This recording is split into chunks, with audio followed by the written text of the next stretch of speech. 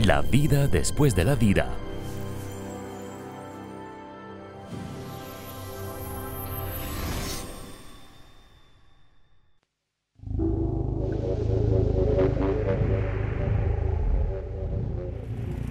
La pequeña tribu de criadores de renos estaba reunida en la carpa del chamán. Había sucedido una tragedia. Tapir no había vuelto de la caza y todos presentían que había algún problema. Aunque Jan y Zafira flotaban fuera de la carpa, veían todo lo que pasaba dentro.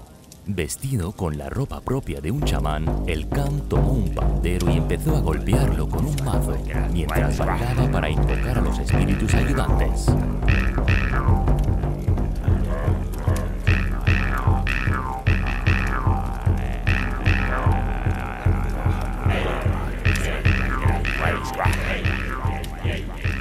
Todos los demás estaban congregados formando un único campo de energía que reforzaba las acciones del chamán.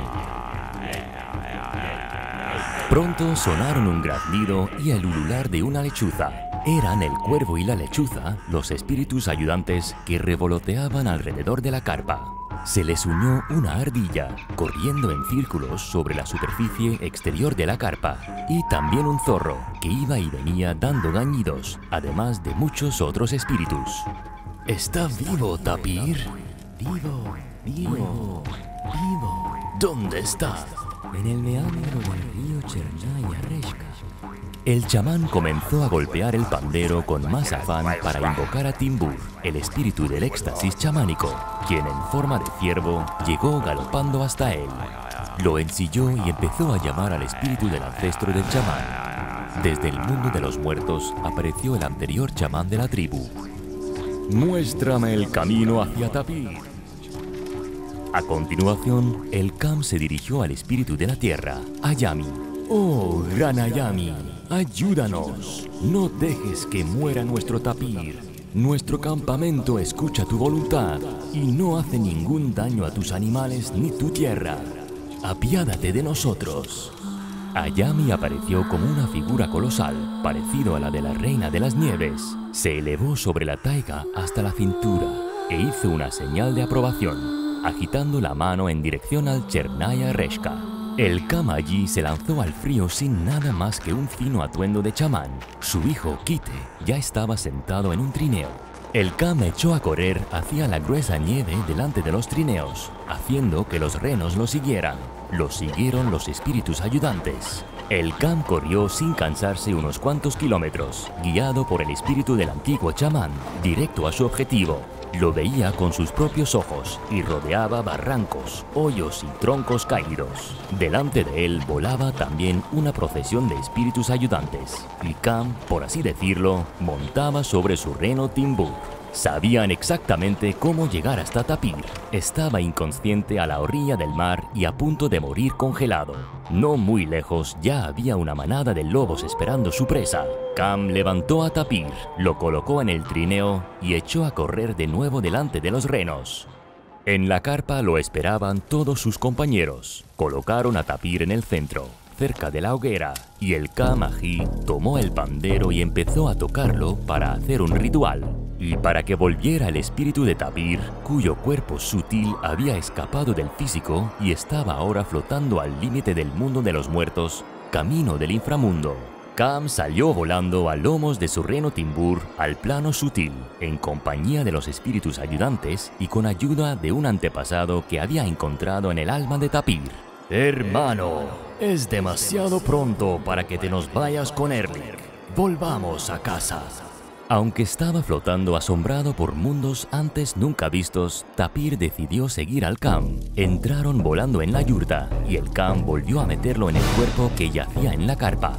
Tapir se despertó, pero seguía encontrándose mal.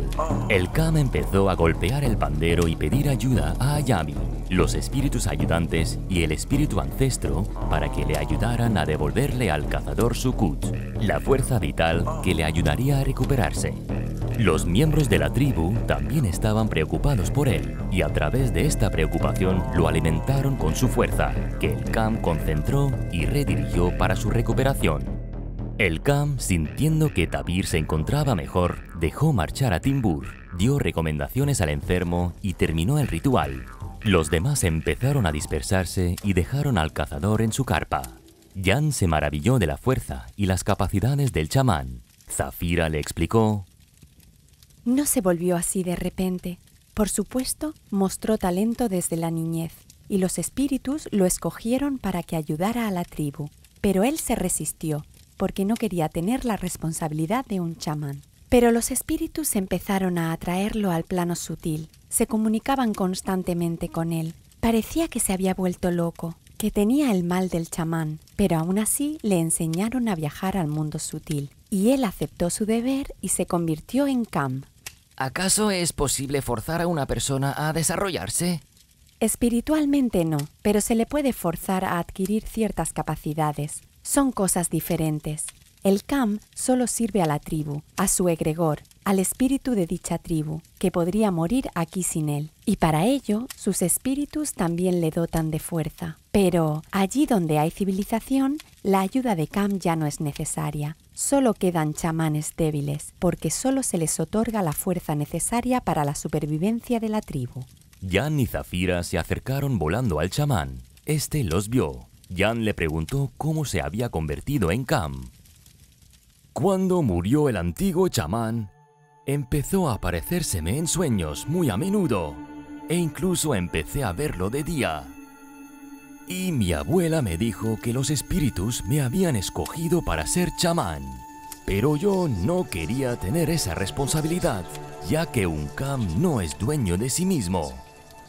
Vive solo, al servicio de los demás, las 24 horas del día. Si le pasa algo a alguien, el Kam debería ayudarlo gratuitamente. Es difícil no poder decir que no. Y los espíritus te obligan a ayudar a todo el mundo. Me resistí. Pero mis antepasados muertos vieron en mí capacidades de medium. Es decir, podía contactar con los espíritus. Y dirigidos por el antiguo chamán, empezaron a extraer mi yula, mi alma, de mi cuerpo. Empecé a tener visiones. Veía a los espíritus, veía a mis antepasados en el plano sutil en pleno día, como si fuera una alucinación, y empecé a sufrir el mal del chamán. Deliraba, hablaba con ellos, me urgían a convertirme en Kam, ya que anhelaban ayudar a su linaje, pero no era posible sin un chamán. Huía a la taiga. Solía sentarme en el Arancas, el bosque donde estaban los restos del chamán anterior, cerca del árbol del chamán, del cual pendían sus viejos pertenencias destrozadas, panderos, mazas, ropa. El antepasado y los espíritus ayudantes me extrajeron la yula del cuerpo y me enseñaron a vivir en su mundo. Aprendí a moverme por el territorio en un cuerpo sutil, a comunicarme con los espíritus. El antiguo Kam me enseñó cómo hacerlo. Después tomé la pandereta y empecé a hacer rituales para aprender a controlar estos estados.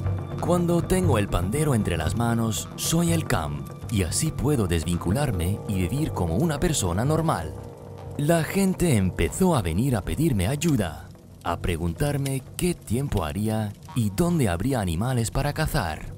Era importante, y los ancestros me lo habían explicado todo. Ellos lo saben todo. Por ejemplo, cómo curar. ¿Y usted también hace algo por ayudar a los demás?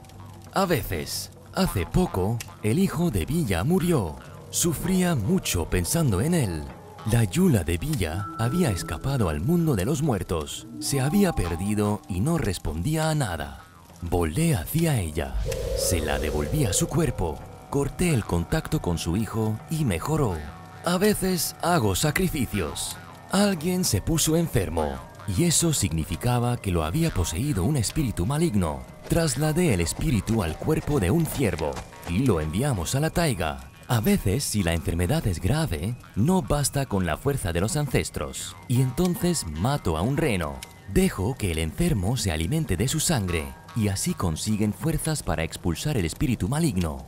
Y yo que pensaba que las enfermedades las provocaban las bacterias. Los virus son el cuerpo físico de los espíritus malignos. Viven en ellos.